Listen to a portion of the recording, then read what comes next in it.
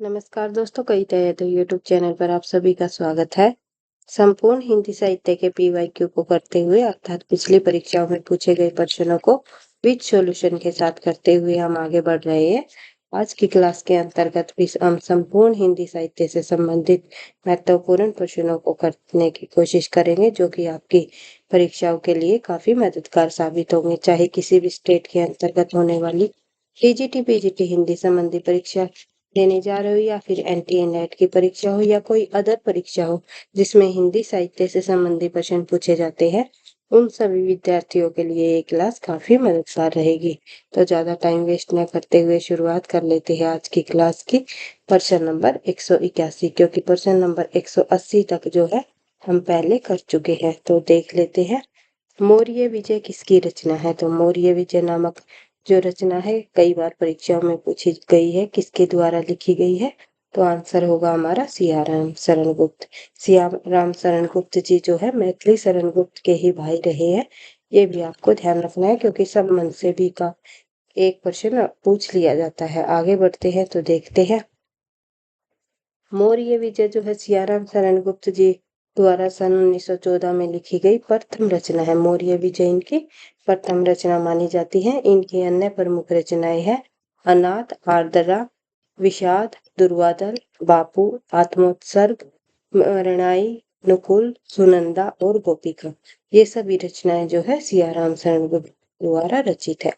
आगे बढ़ते हैं तो नेक्स्ट क्वेश्चन हम देखते हैं। नेक्स्ट क्वेश्चन हमारा क्वेश्चन नंबर 182, हल्दी घाटी वीर रस पर प्रधान प्रबंध काव्य है। तो ये आपको पता ही है हल्दी घाटी किस प्रकार का काव्य है। ये वीर रस प्रधान काव्य रहा है, और ये जो काव्य है कई बार परीक्षाओं में पूछा गया है किसके द्वारा रचित है। तो आंसर हो जाएगा हमारा श्याम नारायण पांडे।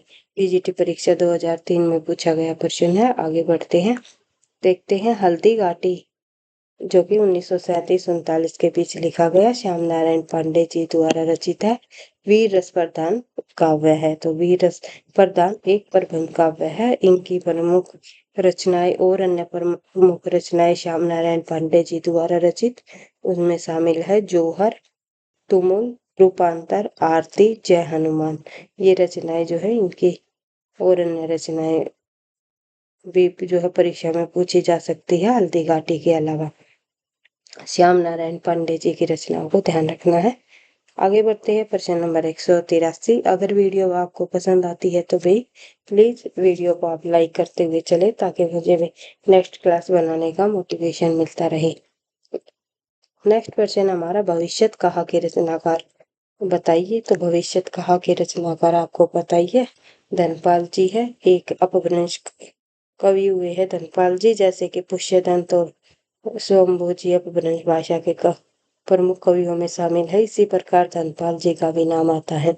भविष्यत कहा धनपाल की रचना है। की रचना 10वीं शताब्दी में की गई। धनपाल अपभ्रंश भाषा के प्रमुख कवि है। इनमें एक माणिक की कथा है। आगे बढ़ते हैं, ये पूछा जा सकता है इनमें किसकी कथा है। तो माणिक की कथा है। भविष्यत कथा का कहा भी गया है कि व्रत करने से भविष्य में सारे जो है कार्य पूर्ण हो जाते हैं। तो आगे बढ़ते हैं प्रश्न नंबर 85, क्योंकि 84 यही है। भविष्यत कथा के रचनाकार धनपाल जी। अब्दुल रहमान कृत संदेश रासक है। तो अब्दुल रहमान कृत संदेश रासक किस प्रकार का काव्य है, ये आपको बताना है।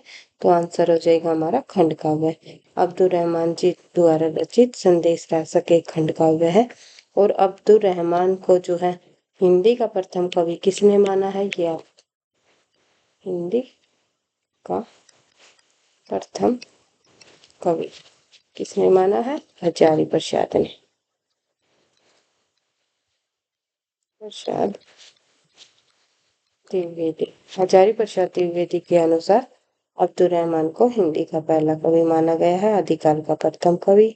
आचार्य प्रसाद द्विवेदी के अनुसार अब्दुल रहमान जी को माना गया है। आगे बढ़ते हैं तो देखते हैं प्रश्न नंबर 83 से संबंधित कुछ और अन्य तथ्य हम देखते हैं। अपभ्रंश साहित्य के समर्थक कवियों में अब्दुल रहमान का नाम आता है, जिसने संदेश रासक लिखकर हिंदी काव्य के लिए एक स्थायी प्रेरणा का काम किया है। संदेश रासक एक खंड काव्य है। इसमें विक्रमपुर की वियोगिनी के विरह की कथा है। ये पूछा जा सकता है संदेश काव्य में किस प्रकार की कथा है, तो विक्रमपुर की एक वियोगिनी की विरह की कथा दर्शाई गई है। कवि ने उसका नक्षिक वर्णन तथा पति के लिए संदेश अत्यंत सहज भाव भूमि पर चित्रित करके काव्य को मार्मिक बना दिया है। संदेश रासक किस श्रेणी में आता है, तो आपको बताइए। ये एक खंड काव्य है, अब्दुल रहमान जी द्वारा रचित। संदेश रासक के रचयिता अब्दुल रहमान।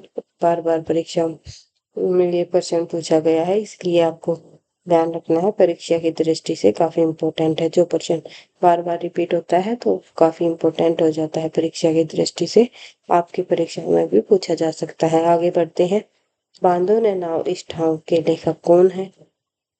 बांधो ने नाव इस ठाव के लेखक जो है, इनमें से उपेंद्र नाथ अस्क जी है। पीजीटी परीक्षा 2000 के अंतर्गत पूछा गया प्रश्न है। बांधो ने ठाव एक उपन्यास है, इसके लेखक उपेंद्र नाथ अस्क है। इनकी अन्य उपन्यास है सितारों के खेल, गिरती दीवारें, गरम राख, बड़ी बड़ी आंखें, पत्थर अलपत्थर, शहर में घूमता आईना, एक नन्हे किंदली किंदिल सॉरी वे। तो ये सभी रचनाएं जो है उपेंद्र नाथ अस्क जी द्वारा रचित है और इम्पोर्टेंट है परीक्षा की दृष्टि से, सभी को ध्यान रखना है। फिर है प्रश्न नंबर 89। साखी किस कवि का काव्य संग्रह है? साखी काव्य संग्रह जो है विजय देव नारायण शाही जी द्वारा रचित है, तो ध्यान रखना है। साखी विजय देव नारायण जी का काव्य संग्रह है। इनके अलावा जमीन पक रही है, यहाँ से देखो, साखी जो है विजय देव नारायण साई जी का काव्य संग्रह है। और एक इनकी रचना है जो कि काफी बार परीक्षाओं में पूछी जाती है, विजय देव नारायण साही जी की मछली घर। आई थिंक आगे आएगी वो रचना, मैं आपको वहां पर भी समझा दूंगी, तो देखते हैं। तो इसके अलावा जमीन पक रही है, यहाँ से देखो, केदारनाथ सिंह के काव्य संग्रह है।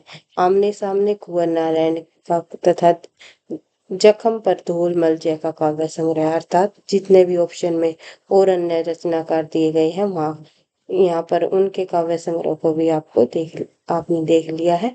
तो देखते हैं अन्य महत्वपूर्ण तथ्य।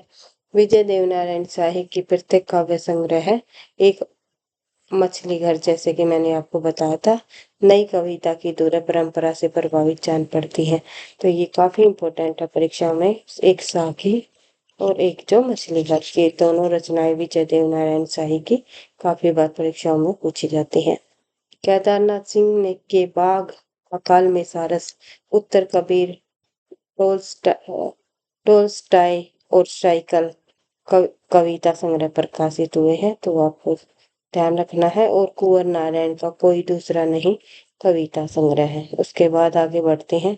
नेक्स्ट प्रश्न हमारा, मछली घर नामक काव्य संग्रह के संपादक कौन है? तो अभी हमने देखा है विजय देव नारायण शाही आंसर हो जाएगा। आगे बढ़ते हैं। चिंतामणि द्वारा रचित प्रबंध काव्य है। चिंतामणि द्वारा जो है इनमें से प्रबंध काव्य कौन सा माना गया है? तो कृष्ण चरित्र जो है चिंतामणि का प्रबंध काव्य है। तो आगे बढ़ते हैं। चिंतामणि द्वारा विरचित कृष्ण चरित्र प्रबंध काव्य है। इसके अतिरिक्त और अन्य दो प्रबंध काव्य इनके, एक है रामायण और दूसरा है रामेशु मेघ। आगे बढ़ते हैं तो देखते हैं प्रश्न नंबर 192। लक्षण ग्रंथ कवि कुल तरु के रचयिता कौन है? तो लक्षण ग्रंथ कवि कुल तरु के रचयिता माने जाते हैं चिंतामणि, जो कि आचार्य रामचंद्र शुक्ल ने रीतिकाल के प्रवर्तक भी माने गए हैं। तो शुक्ल जी द्वारा चिंतामणि को रीतिकाल का आरंभकर्ता अर्थात प्रवर्तक के रूप में स्वीकार किया है। वस्तुतः चिंतामणि को की जो अविच्छिन्न धारा बही, उसकी शुरुआत चिंतामणि से ही होती है, यानी कि रीतिकाल के अंतर्गत जो रचनाएं लिखने की जड़ी है वो चिंतामणि के बाद ही जो है शुरू हो गई थी लिखनी। तो आगे बढ़ते हैं। चिंतामणि के द्वारा लिखे गए कुल 4 ग्रंथों का उल्लेख मिलता है, जैसे कि कवि कल्पतरु, काव्य प्रकाश, रसमंजरी, पिंगल और रामायण। आगे बढ़ते हैं। कुछ और अन्य तथ्य आप देख सकते हो। चिंतामणि कृत कवि कल्पतरु में 8 प्रकरण है। ये पूछा जा सकता है कितने प्रकरण है? 8 प्रकरण है। इनमें काव्य के भेद, काव्य लक्षण, काव्य स्वरूप, गुण, अलंकार, दोष, ध्वनि आदि पर विचार किया गया है। आगे बढ़ते हैं तो देखते हैं कवि कल्पतरु में लक्षण पर आए। दोहा सोरठा छंद में है और जो है उदाहरण हमेशा कवि सवैया लक्षण में दिए गए हैं और लक्षण निरूपण में चिंतामणि ने पराये मम्मट का अनुकरण किया है। तो इन सभी पॉइंटों को आपको ध्यान रखना है। अगर वीडियो पसंद आती है तो भाई एक बार फिर से कहना चाहूंगी, प्लीज आप लाइक करते हुए चलिए और साथ में कमेंट भी किया करो ताकि मुझे भी नेक्स्ट क्लास बनाने का मोटिवेशन मिलता रहे। प्रश्न नंबर 193 पूछा गया है, सबसे बड़ा सिपाहिया के रचनाकार कौन है? सबसे बड़ा सिपाहिया नामक जो रचना है वीरेंद्र चंद द्वारा लिखी गई है। तो टीजीटी परीक्षा 2010 के अंतर्गत पूछा गया प्रश्न है। आगे बढ़ते हैं तो देखते हैं प्रश्न नंबर, इससे जुड़े हुए कुछ और अन्य तथ्य देख लेते हुए। सबसे बड़ा सिपाहिया के रचनाकार कौन है? वीरेंद्र जैन। इनकी अन्य प्रमुख रचनाएं हैं मुक्तिदूत, सुख सुख फरोश, हास्य कथा बत्तीसी इत्यादि जो है इनकी प्रमुख रचनाएं हैं। मुक्तिदूत भारतीय ज्ञानपीठ के मूर्ति देवी पुरस्कार से भी सम्मानित की गई कृति है। आगे बढ़ते हैं 194 प्रश्न संख्या देखते हैं, सीता को प्रधानता देकर लिखा गया सीतायान के रचयिता कौन है? सीतायान नामक रचना किसके द्वारा लिखी गई? तो आंसर हो जाएगा हमारा रामप्रिया शरण। रामप्रिया शरण जी द्वारा सीतायान नामक जो है रचना लिखी गई, इसमें सीता को प्रधानता दी गई। तो देखते हैं श्रृंगार रस प्रधान काव्यों में रामप्रिया शरण कृत सीतायान परम प्रख्यात कीर्ति मानी गई है। यह प्रबंध रामचरितमानस के ढंग पर 7 कांडों में सीता का चरित्र अंकित किया है। जिस प्रकार से रामचरितमानस में राम के चरित्र को वहां पर दर्शाया गया है 7 कांडों के माध्यम से, इसी प्रकार जो है सॉरी सीता का चरित्र भी अंकित किया गया है सीतायान रचना के माध्यम से। भाषा अवधि तथा छंद दोहा चौपाई रामचरितमानस की भी भाषा अवधि रही है और सीतायान जो रचना है इसकी भी भाषा अवधि मानी गई है। राम रक्षा स्तोत्र रचना के लेखक कौन है? राम रक्षा स्तोत्र रचना के लेखक जो है रामानंद जी है, जिन्होंने उत्तर भारत में भक्ति का प्रचार प्रसार किया और जो सभी के वर्गों के लिए भक्ति के द्वार खोलती है। आगे बढ़ते हैं, राम रक्षा स्तोत्र के जो लेखक है वो रामानंद जी है। रामानंद संस्कृत के विद्वान थे। वैष्णव मताबज भास्कर रामानुचार्य पद्धति इनके पर सुप्रसिद्ध ग्रंथ था और अन्य ये 2 ग्रंथ भी आपको ध्यान रखने हैं रामानंद जी के। रामानंदी संप्रदाय को उन्होंने रामानुज संप्रदाय से पृथक सिद्ध करने के लिए ब्रह्मसूत्र और गीता पर इनके नाम से भाष्यों का जो प्रचार किया है। आगे बढ़ते हैं प्रश्न नंबर 196 उपदेश रसायन के रचयिता कौन है? उपदेश रसायन नामक जो रचना है वो जिनदत्त सूरी जो द्वारा रचित है। तो जिनदत्त सूरी की प्रसिद्ध रचना है उपदेश रसायन। अपभ्रंश में चरित काव्यों की परंपरा से भिन्न एक रास काव्य परंपरा भी प्रारंभ हुई। 12वीं शताब्दी के जिनदत्त सूरी का उपदेश रसायन रास इस दृष्टि से उल्लेख है 80 पदों का नृत्य गीति काव्य रास लीला के उस मूल रूप की ओर ले जाता है जिसमें हिंदी के आदिकालीन रासों काव्य लिखे गए होंगे और बाद में विकसित होकर ऐगे बन गए। आगे बढ़ते हैं तो देखते हैं प्रश्न नंबर 157 संशय की एक रात के लेखक कौन है? आप लोगों ने कई बार पढ़ा है। संशय की एक रात नामक रचना नरेश मेहता जी द्वारा लिखी गई है। टीजीटी परीक्षा में पूछा गया प्रश्न है, ध्यान रखना है। संशय की एक रात के लेखक नरेश मेहता है। यह नाट्य शैली में लिखी गई लंबी कविता है। इसके अन्य प्रमुख काव्य संग्रह है नरेश मेहता जी के वन पाखी सुनो, बोलने दो चीड़ को, मेरा समर्पित एकांत। तो ये आपको ध्यान रखना है इनकी और अन्य तीनों रचनाओं को भी। तो देखते हैं आगे। नेक्स्ट प्रश्न हमारा प्रश्न नंबर 198 आकाश गंगा काव्य संग्रह है। आकाश गंगा नामक जो काव्य संग्रह है वो राम कुमार वर्मा जी द्वारा लिखा गया है। तो आकाश गंगा काव्य संग्रह राम कुमार वर्मा का है। इनके अन्य प्रमुख कविता संग्रह है अंजलि, अभिशाप, रूप राशि, चित्ररेखा, चंद्र किरण, एकलव्य, हिमहास, निशित, जौहर तथा चित्तौड़ की चिंता। ये सभी काव्य संग्रह राम कुमार वर्मा जी की है। आगे बढ़ते हैं तो देखते हैं प्रश्न नंबर 199, निम्नलिखित में से किस कीर्ति के रचनाकार दुष्यंत कुमार है। दुष्यंत कुमार जो है एक गजलकार के रूप में प्रसिद्ध हुए हैं हिंदी साहित्य के अंतर्गत। तो दुष्यंत कुमार जी द्वारा रचित जो इनमें से जो रचना है वो है साय में धूप। अपनी केवल धार जो रचना है वो अरुण कमल जी द्वारा रचित है। खूंटियों पर टंगे लोग आपको पता ही है, सर्वेश्वर दयाल सक्सेना जी द्वारा रचित है।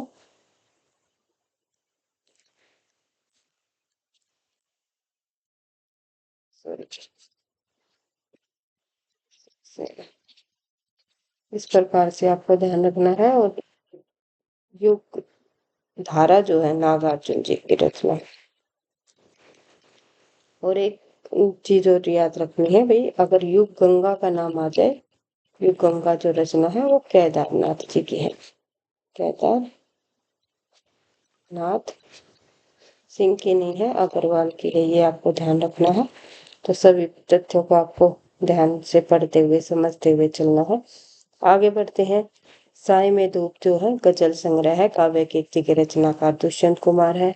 अन्य रचनाएं हैं इनकी दुष्यंत कुमार जी की, उनमें शामिल है सूर्य का स्वागत, आवाजों के घेरे, जलते हुए मन का बसंत। ये सभी जो है इनके कविता संग्रह है। एक कंठ विश्व इनका काव्य नाटिका है, तो जो कि काफी प्रसिद्ध हुआ है, जिससे के कारण इन्हें काफी प्रसिद्धि मिली है। आगे बढ़ते हैं प्रश्न नंबर 200, साय में धूप काव्य कीर्ति के रचयिता कौन है। अभी हमने पढ़ा है दुष्यंत कुमार जी की रचना है। आगे बढ़ते हैं प्रश्न नंबर 201, पूछा गया है निम्नलिखित में से कौन सी काव्य कीर्ति राम कथा पर आधारित नहीं है और नहीं पर आपको ध्यान देते हुए प्रश्न को पढ़ना है।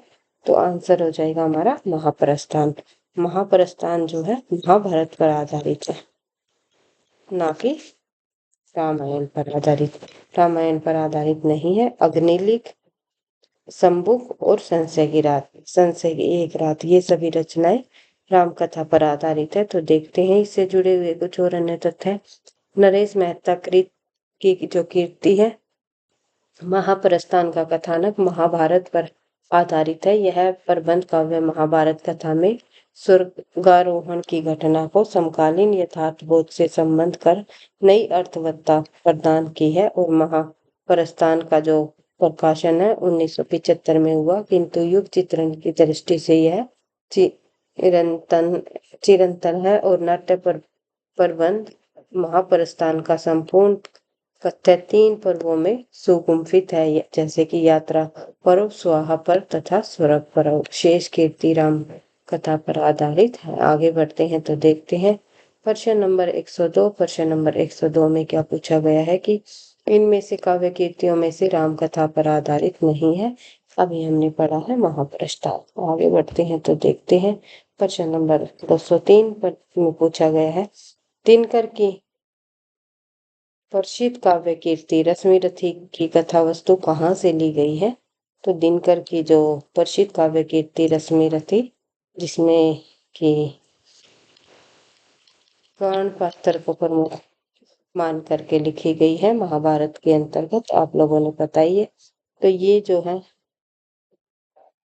आंसर हो जाएगा हमारा भाई इस प्रश्न का महाभारत हो जाएगा। तो जैसे कि मैंने आपको बताया महाभारत से संबंधित रही है ये रश्मिरथी दिनकर जी द्वारा रचित काव्य। तो रश्मिरथी का अर्थ होता है वह व्यक्ति जिसका रथ रश्मि अर्थात सूर्य की किरणों का हो। इस काव्य में रश्मिरथी नाम का कर्ण है, क्योंकि इसका चरित्र सूर्य के समान प्रकाशमान है। कर्ण महाभारत महाकाव्य का अत्यंत यशस्वी पात्र है। आप सभी को पता है महाभारत के अंतर्गत कर्ण जो रहे हैं वे सूर्य पुत्र कर्ण कुंती के सबसे बड़े पुत्र के रूप में माने जाते हैं। आगे बढ़ते हैं प्रश्न नंबर 204, अग्निलिख काव्य नाटक कीर्ति के रचनाकार कौन है। अग्निलिख काव्य की जो नाटककार के जो रचनाकार है वे है भारत भूषण अग्रवाल जी। भारत भूषण अग्रवाल द्वारा कृत अग्निलिख एक काव्य नाटक है। इस कीर्ति को राम कथा की मिथकीय आयाम प्रदान करके आधुनिक युग के परिवेशानुसार चित्रित किया गया है। इस रचना में राम को सामंतवादी प्रवृत्ति के समर्थक और राज्य लोभी के रूप में वर्णित कर राम के चरित्र के अंतर्विरोधों की खोज की गई है। इन्होंने चारण नामक पात्र की आदिवासी समूह के प्रतीक के रूप में नवीन दृष्टि और सीता परित्याग की घटना की मुक्त कंठ से निंदा की है। आगे बढ़ते हैं तो प्रश्न नंबर 205 देख लेते हैं। पूछा गया है शमशेर बहादुर सिंह द्वारा लिखित दो आप किस विधा की कीर्ति है। तो दो आप जो है इन शमशेर बहादुर जी की द्वारा रचित काव्य माना गया है। तो देखते हैं दो आप गद्य काव्य का निबंध संग्रह है और इसका जो प्रकाशन है 1948। इनकी अन्य रचनाएं इस प्रकार है जैसे कि प्लाट का मोर्चा, कहानियां व स्केच, शमशेर की डायरी, इतने पास अपने, चुका भी नहीं हूं मैं, जो काफी बार परीक्षा में पूछा जाता है, बात बोलेगी एवं कल तुझसे होड़ है मेरी। ये सभी रचनाएं शमशेर बहादुर जी द्वारा रचित है। आगे बढ़ते हैं तो देखते हैं वह कौन सा विकल्प है जिसमें दिए गए सभी लेखकों ने कवि व नाटककार दोनों रूपों में प्रसिद्धि प्राप्त की है। तो इस प्रकार के प्रश्नों को आपको एनालिसिस करते हुए चलना है ताकि आपका सही आंसर निकल सके। बात आती है हमारी इस ऑप्शन नंबर बी में। तो देख लेते हैं हम जयशंकर प्रसाद जी और भारतेंदु हरिश्चंद्र जी, ये दोनों के दोनों काफी प्रसिद्ध नाटककार के रूप में प्रसिद्ध हुए हैं। जिन ऑप्शनों में जयशंकर प्रसाद जी का नाम नहीं आएगा तो वे अपने आप में ही वे ऑप्शन कट जाएगा। तो ए भी हो गलत हो जाएगा हमारा, बी भी, सी भी और डी भी। तो आंसर हो जाएगा हमारा बी, क्योंकि जयशंकर प्रसाद के नाटकों के बारे में कहा है कि इनके जो नाटकों में संवाद योजना है वो बेजोड़ मानी गई है। और भारतेंदु हरिश्चंद्र जी द्वारा भी जो है मौलिक और अनुदित दोनों प्रकार के नाटक लिखे गए, साथ में जो है काव्य भी लिखे गए जैसे कि भारत दुर्दशा। और इसी प्रकार जयशंकर प्रसाद ने नाटकों के साथ साथ काव्य भी लिखे हैं। कामायनी जैसा महाकाव्य लिखकर आपको जो कामायनी जैसा महाकाव्य जो इन्होंने लिखा है उससे आपको पता ही चल जाता है कि ये काव्य भी है, काव्य लेखक भी है और जो है नाटककार भी रहे हैं जयशंकर प्रसाद और भारतेंदु हरिश्चंद्र। अभी काव्य हमने पढ़े थे राम कुमार वर्मा जी के भी, साथ में जो है एकांकी नाटककार के रूप में इनको प्रवर्तक के रूप में भी जाना जाता है। तो ये सभी तथ्यों को आपको ध्यान से समझ करके चलना है ताकि आपका परीक्षा में एक भी प्रश्न गलत ना हो। तो आगे बढ़ते हैं। इस प्रश्न का आंसर आप लगा सकते हो बी। आगे बढ़ते हैं तो देखते हैं रेडियो नाटककार के रूप में कौन अधिक प्रसिद्ध है। तो रेडियो नाटककार के रूप में किरणजीत जी अधिक प्रसिद्ध माने जाते हैं। इन सभी लेखकों के अलावा लेखकों के जो एक सेकंड भाई देखते हैं इससे जुड़े हुए कुछ और अन्य तथ्य। वर्तमान में नाट्य संप्रेक्षण के 3 माध्यम हमारे सामने विद्यमान है। प्राचीन काल में चला आ रहा रंगमंच का माध्यम तो है ही, और 20वीं शताब्दी के प्रारंभ में हुई विज्ञान और टेक्नोलॉजी के प्रगति से नाट्य संप्रेक्षण के 2 और माध्यम स्वीकृत हुए, जैसे कि एक है हमारा माइक्रोफोन कैमरा। माइक्रोफोन ने रेडियो नाटक को जन्म दिया और कैमरा ने जो है सिनेमाई नाटक को, अर्थात सिनेमाई नाटक का आधुनिक रूप है टेलीविजन नाटक। चिरंजीत हिंदी के पहले नाटककार है जिन्होंने अपनी नाट्याभिव्यक्ति के लिए तीनों माध्यमों का बड़ा सफलता से उपयोग किया है, परंतु इनके साथ ही यह भी निश्चित है कि उन्होंने सर्वप्रथम सर्वाधिक ख्याति रेडियो नाटककार के रूप में ही मिली है। नाटक रजतगाह में उनके राष्ट्रीय प्रेम व काव्य गुण बेहतर दिखाई देते हैं। नेक्स्ट क्वेश्चन हमारा प्रश्न नंबर 208। मंगलेश डबराल की रचना बताइए। तो मंगलेश डबराल जी की रचना है पहाड़ पर लालटेन। पहाड़ पर लालटेन इनकी काफी प्रसिद्ध रचना हुई है। उसके बाद और अन्य रचनाएं देखते हैं मंगलेश डबराल जी की। पहाड़ पर लालटेन, घर का रास्ता, हम जो देखते हैं, आवाज भी एक जगह है। तो ये सभी रचनाएं मंगलेश डबराल जी द्वारा रचित है। उसके बाद देखते हैं कविता की तीसरी आंख के रचनाकार कौन है। आप सभी को पता है प्रभाकर क्षेत्रीय जी की ये प्रमुख रचना है कविता की तीसरी आंख। आगे बढ़ते हैं। तो इससे जुड़े हुए कुछ और अन्य तथ्य हम देखें। प्रभाकर क्षेत्रीय एक आलोचक, नाटककार और निबंधकार, तीनों रूपों में प्रसिद्ध हुए हैं। इनकी प्रमुख रचनाएं हैं। रचना एक यातना है, जयशंकर प्रसाद की प्रासंगिकता, संवाद नहीं कविता आलोचना, काल यात्री है कविता, अतीत के हंस, मैथिली शरण गुप्त, मेघदूत एक अंत यात्रा, श्री नरेश मेहता रचनावली। ये सभी रचनाएं जो है प्रभाकर क्षेत्रीय जी द्वारा रचित है। आगे बढ़ते हैं। नेक्स्ट क्वेश्चन हमारा क्वेश्चन नंबर 210 देख लेते हैं। मैंने स्मृति के दीप जलाए किसकी रचना है? मैंने स्मृति के दीप जलाए नामक जो रचना है निम्नलिखित में से किसके द्वारा लिखी गई? रामनाथ सुमन जी द्वारा रचित है। मैंने स्मृति के दीप जलाए नामक रामनाथ सुमन जी की रचना है। इनकी अन्य प्रमुख रचनाएं है छायावादी युगीन स्मृतियां, जो कि 1975 में रचित है। नेक्स्ट क्वेश्चन हम देखते हैं। भारत भूषण के रचनाकार कौन है? भारत भूषण जो रचना है वो जसवंत सिंह द्वारा लिखी गई है। भारत भूषण जसवंत सिंह द्वारा अलंकार विवेचन संबंधी ग्रंथ है। इसमें 212 छंद है। प्रारंभ में 10 दोहे की भूमिका है। शेष 202 छंदों में 116 अलंकारों का विवेचन किया गया है। अन्य महत्वपूर्ण तथ्य हम देखें जसवंत सिंह के संबंध में, तो महाराज जसवंत सिंह हिंदी साहित्य के प्रधान आचार्यों में माने जाते हैं। इनका भारत भूषण ग्रंथ अलंकारों पर बहुत प्रचलित पाठ्य ग्रंथ है और इस ग्रंथ को उन्होंने वास्तव में आचार्य के रूप में लिखा है, कवि के रूप में नहीं। उन्होंने अपना भारत भूषण बिल्कुल चंद्रालोक की छाया पर बनाया और उसी की संक्षिप्त प्रणाली का अनुकरण किया है। भारत भूषण के अतिरिक्त जो और अन्य ग्रंथ इन्होंने लिखे हैं वे तत्व ज्ञान संबंधी है, जैसे कि अप्रोक्ष सिद्धांत, अनुभव प्रकाश, आनंद विलास, सिद्धांत बोध, सिद्धांत सार, प्रबोध चंद्रोदय। ये सभी जो है भारत भूषण जसवंत सिंह जी द्वारा लिखे गए ग्रंथ है। आगे बढ़ते हैं तो देखते हैं नेक्स्ट क्वेश्चन हमारा। भारत भूषण ग्रंथ के रचयिता जसवंत सिंह, बार बार ये प्रश्न पूछा गया है। आगे बढ़ते हैं तो देखते हैं नेक्स्ट क्वेश्चन, प्रश्न नंबर 213। इसमें पूछा गया इनमें से कौन सा ग्रंथ चंद्रालोक की छाया है? तो अभी हमने पढ़ा है जसवंत सिंह द्वारा रचित भारत भूषण। नेक्स्ट क्वेश्चन हमारा 214 पूछा गया है तुलसी आधुनिक वातायन से पुस्तक के लेखक कौन है? तुलसी आधुनिक वातायन से नामक जो पुस्तक है वो रमेश कुंतल में द्वारा लिखी गई है। पीजीटी परीक्षा 2010 के अंतर्गत ये प्रश्न पूछा गया है। तुलसी आधुनिक वातायन से पुस्तक के लेखक रमेश कुंतल मेघ है। आधुनिक रचनावर्त में तुलसी को सबसे पहले बाबू शिवानंद सहाय ने देखा और बाद में जो है सूर्यकांत त्रिपाठी निराला ने तुलसीदास की रचना तदात्म्यीकरण जो है रमेश कुंतल मेघ की प्रमुख और अन्य रचनाएं है मिथक और सौपन, आधुनिकताओं का बोध, आधुनिकरण, मध्ययुगीन रस दर्शन और समकालीन सौंदर्य बोध।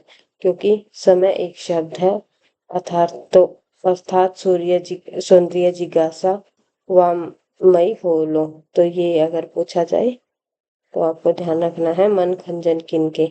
ये सभी रमेश कुंतल मेघ जी द्वारा रचित रचनाएं हैं। अर्थात कहने का मतलब है इसके अंतर्गत ये बताया गया है कि जो रमेश कुंतल मेघ है इनके द्वारा जो ये रचनाएं लिखी गई है तुलसी आधुनिक वातायन से, तो इसी के बाद जो है सूर्यकांत त्रिपाठी निराला जी ने तुलसीदास जी की भी रचना की है इसी के आधार पर। आगे बढ़ते हैं। प्रश्न नंबर 215 पूछा गया है अरस्तु का काव्य शास्त्र किसकी रचना है? तो आप लोगों ने पता ही है अरस्तु का काव्य शास्त्र नामक जो रचना डॉक्टर नगेंद्र जी द्वारा लिखी गई है। टीजीटी परीक्षा में पूछा गया प्रश्न है। अरस्तु का काव्य शास्त्र डॉक्टर नगेंद्र जी द्वारा लिखा गया है और इनकी मौलिक तथा संपादित 50 पुस्तकें रही हैं। मौलिक ग्रंथों में सुमित्रानंदन पंत, साकेत एक अध्याय, आधुनिक हिंदी नाटक, विचार और विवेचन, रीति काव्य की भूमिका, देव और उनकी कविता, विचार और अनुभूति, भारतीय काव्य शास्त्र की भूमिका, काव्य में उत्पादत्व, अनुसंधान और आलोचना का मायने के अध्ययन की समस्याएं, रस सिद्धांत और आलोचक की आस्था, काव्य बीम। उसके बाद आस्था के चरण, तंत्रलोक से यंत्रलोक तक, नई समीक्षा, नई संदर्भ, समस्या और समाधान, अप्रवासी की यात्रा, भारतीय सौंदर्य शास्त्र की भूमिका। ये सभी जो है डॉक्टर नगेंद्र जी द्वारा उनकी जो है मौलिक रचनाएं मानी गई है। आगे बढ़ते हैं, संपादित ग्रंथ भी हम देख लेते हैं, जैसे कि हिंदी ध्वन्यालोक का संपादन इन्होंने किया है कवि भारती, हिंदी काव्य अलंकार सूत्र, रीति श्रृंगार, भारतीय नाट्य शास्त्र, भारतीय काव्य शास्त्र की परंपरा, हिंदी साहित्य का बहर इतिहास भाग 6, भारतीय वाडम्बर, हिंदी अभिनव भारती, ये सभी संपादित रहे हैं। आगे बढ़ते हैं तो देखते हैं क्वेश्चन नंबर हमारा 216 में पूछा गया है, नई समीक्षा नए संदर्भ के रचनाकार कौन है। तो अभी हमने पढ़ा है डॉक्टर नगेंद्र जी की रचनाओं में नई समीक्षा नए संदर्भ। अप्रवासी की यात्रा की रचना भी डॉक्टर नगेंद्र जी द्वारा रचित है। डॉक्टर नगेंद्र जी की रचनाएं कहीं ना कहीं पिछली परीक्षाओं में कोई ना कोई पूछी जाती हैं। आगे बढ़ते हैं, नेक्स्ट क्वेश्चन हमारा, सुमित्रानंदन पंत नामक ग्रंथ के लेखक कौन है। सुमित्रानंदन पंत भी जो है डॉक्टर नगेंद्र जी द्वारा रचित रचना है। आगे बढ़ते हैं, प्रश्न नंबर 119, यदि कहा जाए तो शब्द सागर की उपयोगिता और सर्वांग पूर्णता का श्री रामचंद्र शुक्ल को प्राप्त है तो इसमें कोई अतियुक्ति न होगी। इस प्रकार से यह उन्हीं के परिश्रम, विद्वता और विचारशीलता का फल है। कोश ने शुक्ल जी को बनाया है, शुक्ल जी ने कोश को। युग प्रवर्तक लेखक रामचंद्र शुक्ल व प्रसिद्ध कीर्ति शब्द सागर के संबंध में यह मूल्यवान कथन किसके द्वारा कहा गया है। तो सही आंसर हो जाएगा हमारा इस प्रश्न का बाबू श्याम सुंदर दास।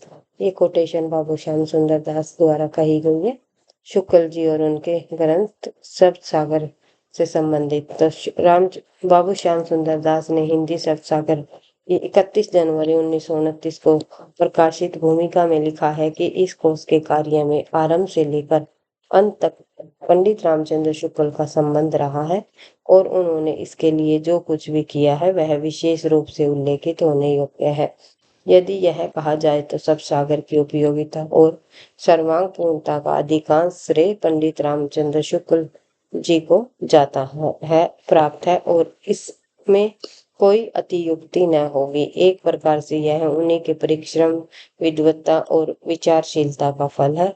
इतिहास, दर्शन, भाषा विज्ञान, व्याकरण, साहित्य आदि के सभी विषयों का समाचीन विवेचन प्राय उन्हीं का किया हुआ है, तो आपको ध्यान रखना है। आगे बढ़ते हैं तो प्रश्न नंबर 220 आज का हमारा अंतिम प्रश्न है, दूसरी परंपरा की खोज किस विधा की रचना है। तो दूसरी परंपरा की खोज जो है नामवर सिंह जी द्वारा रचित आलोचना विधा की रचना है। तो ये आपको ध्यान रखना है, पीजीटी परीक्षा 2003 में पूछा गया प्रश्न है। तो इससे जुड़े हुए कुछ और अन्य तथ्य जवाब देखोगे। दूसरी परंपरा की खोज 1982 में आलोचना विधा की रचना है। इसके लेखक नामवर सिंह है। यह कीर्ति हजारी प्रसाद द्विवेदी पर केंद्रित है। ये भी पूछा जा सकता है किस पर केंद्रित है, हजारी प्रसाद द्विवेदी पर। इनकी अन्य आलोचनात्मक कीर्तियां हैं, हिंदी के विकास में अपभ्रंश का योग, छायावाद, इतिहास और आलोचना, आधुनिक साहित्य की प्रवृत्तियां, नई कहानी, कविता के नए प्रतिमान। ये सभी रचनाएं जो है नामवर सिंह जी द्वारा रचित है। इनकी आलोचनात्मक कीर्तियां हैं। इस प्रकार से आज की क्लास में हमने लगभग 40 प्रश्नों को कंप्लीट कर लिया है विद सॉल्यूशन के साथ। इसी तरह जो है नेक्स्ट क्लास में और अन्य महत्वपूर्ण इन्हीं प्रश्नों को आगे बढ़ाते हुए हम करते हुए आगे बढ़ते रहेंगे। परीक्षा तक हम इसी तरह जो है विद सॉल्यूशन के साथ प्रश्नों का अभ्यास करते रहेंगे ताकि तथ्यों की बार बार रिवीजन हो। तथ्यों की बार बार रिवीजन और निरंतर अभ्यास से ही आपको सफलता मिलेगी। सफलता का राज होता है निरंतर अभ्यास, ये मैं आपको हमेशा बताती हुई रहती हूँ। तो अंत में सिर्फ इतना ही कहना चाहूंगी, भाई वीडियो आपको पसंद आई तो प्लीज वीडियो को आप लाइक करो, दोस्तों के साथ शेयर करो, चैनल पर पहली बार है तो सब्सक्राइब भी कर लेना ताकि नोटिफिकेशन क्लास का आपको मिलता रहे और मुझे भी नेक्स्ट क्लास बनाने का मोटिवेशन मिलता रहे आपके लाइक और कमेंट के साथ। पढ़ते रहना, आगे बढ़ते रहना। मिलते हैं नेक्स्ट क्लास में। थैंक यू, धन्यवाद।